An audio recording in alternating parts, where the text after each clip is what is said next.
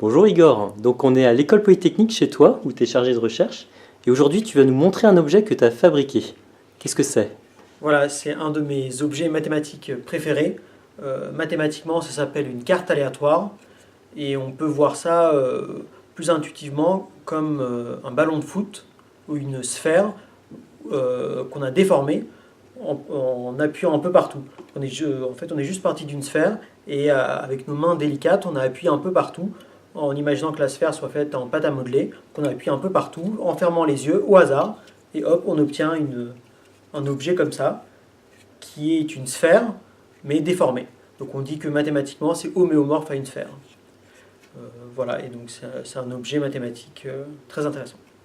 La motivation pour les étudier provient de la physique théorique. En fait, le but des physiciens théoriciens, c'est de donner un sens précis à une surface aléatoire. Qu'est-ce que ça veut dire choisir une surface au hasard? Et c'est une question qui est mal posée, parce qu'on ne peut pas mettre toutes les surfaces dans un sac et en prendre une uniformément au hasard. Parce qu'on sait bien que la notion de mesure uniforme est bien définie sur un ensemble fini. Or, l'ensemble des surfaces est un ensemble infini. Et du coup, pour répondre à cette question, une possibilité est de transformer un ensemble infini en ensemble fini. Et donc l'idée, c'est de discrétiser la surface, un peu comme un ballon de foot, en considérant des polygones collés les uns avec les autres. Donc ici, cette surface est construite à partir de triangles. Ici, je crois à peu près 15 000 triangles collés les uns avec les autres pour obtenir une surface. D'accord. Et quelles sont ses propriétés à cette surface? Donc c'est une surface qui, lorsque le nombre de triangles grossit, quand on prend de plus en plus de triangles et qu'on les colle de manière aléatoire pour former une sphère, vont converger, cette surface va converger en un certain sens vers une surface continue. Et donc c'est un phénomène assez intéressant en mathématiques. On appelle ça un phénomène de limite d'échelle, quand des objets discrets vont converger vers un objet continu. Et ça, c'est très utile pour étudier à la fois le monde continu. En effet, si une certaine propriété est vraie dans le monde discret et qu'elle passe à la limite, alors gratuitement on obtient que l'objet limite vérifie cette propriété, et réciproquement, ça peut être un outil pour étudier le monde discret. Si le monde continu vérifie une certaine propriété, on peut en obtenir une propriété dans le monde discret. Et donc est-ce que tu pourrais nous dire quelques-unes de ces propriétés qui sont assez simples? Je pense que c'est un objet fractal, par exemple, la limite. Voilà, tout à fait. La limite d'échelle est un espace métrique compact aléatoire. Donc c'est une variable aléatoire à valeur dans l'ensemble des espaces métriques compacts. Et c'est un objet fractal, c'est-à-dire qu'elle ressemble à une sorte de fougère. Quand on va zoomer à un endroit, elle ressemble à elle-même. C'est une sorte de fougère mathématique homéomorphe à une sphère. Donc l'espace métrique compact aléatoire limite est homéomorphe à une sphère. Bien que sa dimension fractale, qu'on peut définir, vaut 4 et non pas 2 comme la sphère usuelle. C'est-à-dire qu'on a appuyé tellement un peu partout de manière vraiment désordonnée qu'on obtient quelque chose de vraiment très très irrégulier. C'est vraiment un paysage très irrégulier, comme des montagnes vraiment très irrégulières.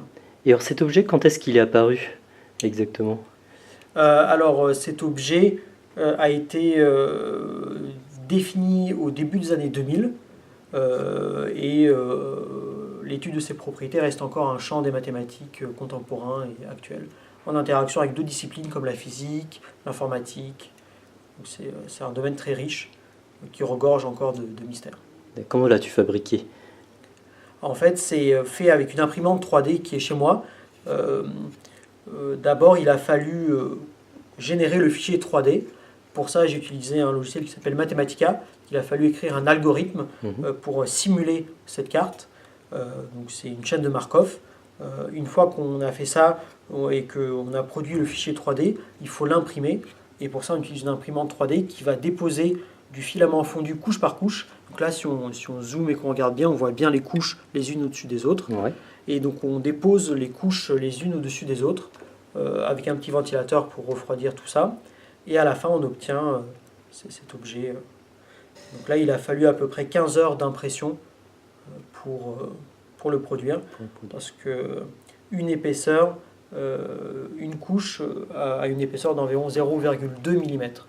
Donc il y a vraiment beaucoup de couches pour fabriquer cet objet.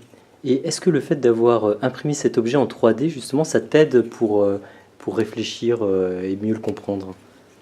Bah, disons, je trouve ça, moi j'aime bien l'utiliser pour le montrer à d'autres collègues Mhm. ou pendant des exposés de recherche. Comme ça permet peut-être de visualiser un peu des choses abstraites. Euh, je dirais que j'utilise plus ça comme un outil pour stimuler l'imagination que, D'accord. que, que mathématiquement. Mais bon, les deux sont un peu liés en fait. Bon bah super, merci beaucoup. Bah, merci à toi.